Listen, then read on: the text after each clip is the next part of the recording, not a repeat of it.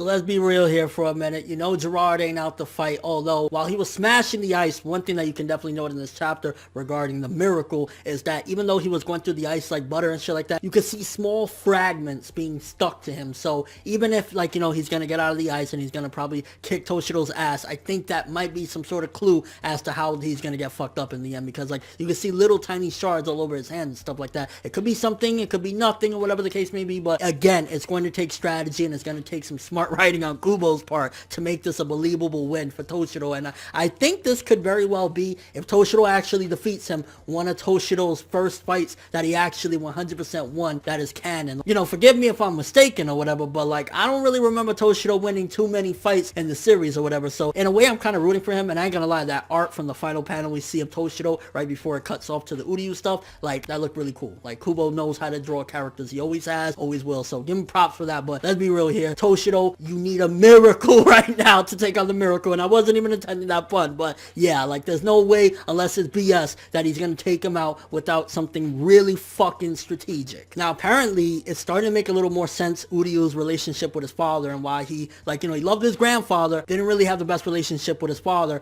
because he was traumatized as a kid. When he walked in and seen the autopsy being done on his mother, it was like, yo, and he had to step back, and that's why his profession, he don't really want to be a doctor. So it kind of makes sense he was traumatized in the past by something like that. I mean, granted, at a young age, yeah, that would fuck you up. I mean, if you're older, you know, you would realize, well, autopsies are done. But then again, you got to think to yourself for a second, how the fuck can you do an autopsy on your dead wife's body like it's nothing? Like me, I would be like shaking, crying, like there's no fucking way I could do an autopsy on my dead wife's body. Like they have kids together, they were there for like years together, I'm sure. How the fuck, you know what I mean? So I understand, I guess, especially at a young age, seeing that shit, to be like, yo, you're my father and all, and I got some sort of respect for you, but keep away from me. And yeah, and now Hoshwald has those OP ass powers because Bach is laying in bed right now, probably watching some porn and fapping until his powers come back. Okay, he's probably not doing that, but that would be fucking hilarious. Somebody bust in like, yo, what you doing, you watch? He's like, oh, I'm putting it away, hold on.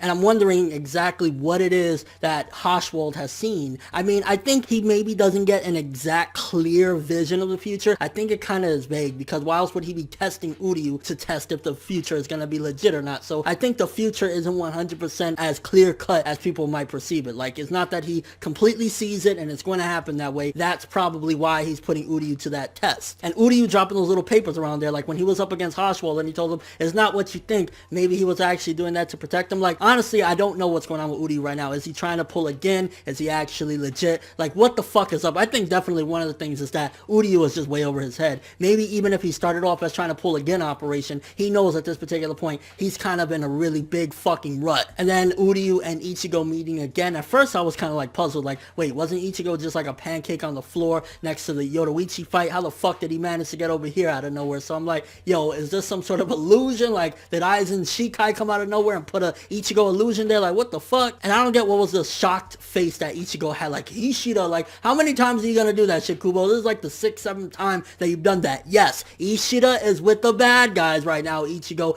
Get it through your head, bro. I'm really hoping for something epic with this. I hope it's not another, you know, 2-second chapter or whatever where it's just like they look at each other and something happens to separate them. Like, either we're gonna have the fight or something, because right now this could be a very big moment and I'm actually anticipating it and hoping for something really good. Don't do another one like you've done in the past, Kubo, where you start it up and then like, oh, Ichigo gets whisked away because Happy from Fairy Tail decided he likes Ichigo's ass cheeks and flies away with him. Like, please do something legit here. So yeah, I ain't gonna lie, that setup right there for the Uryu stuff, I'm really excited about it. I'm gonna say this chapter was a very good chapter, 8 out of 10. The Toshiro stuff, it was like, it was really quick, and honestly, again, it's gonna be a miracle to defeat the miracle. The Ichigo and Uryu stuff, Uryu's backstory a little bit further, finding out why his relationship is what it is with his father, that was some good shit, good setup there. Just please, Kubo, no more games. Let's get to it. But let me know what you guys think. First of all, as far as the foresight that Hoshwald has of the future, do you think that it's vague and that's why he's testing him right now? What do you think that he actually seen in the future? And do you think that Toshiro is going to be able to take out Gerard, or is going to be another L on Toshiro's side? And do you think that Bach has a nice porn collection in his room? And your overall thoughts of this chapter. Again, honestly, I'm really excited. I just hope Kubo follows through with it this time. But thanks for watching. If you enjoyed anything about this video, make sure to drop me a like. I'd greatly appreciate it. And if you want more from me, make sure to subscribe. I'm ForneverWorld, and as always, people, have an awesome day.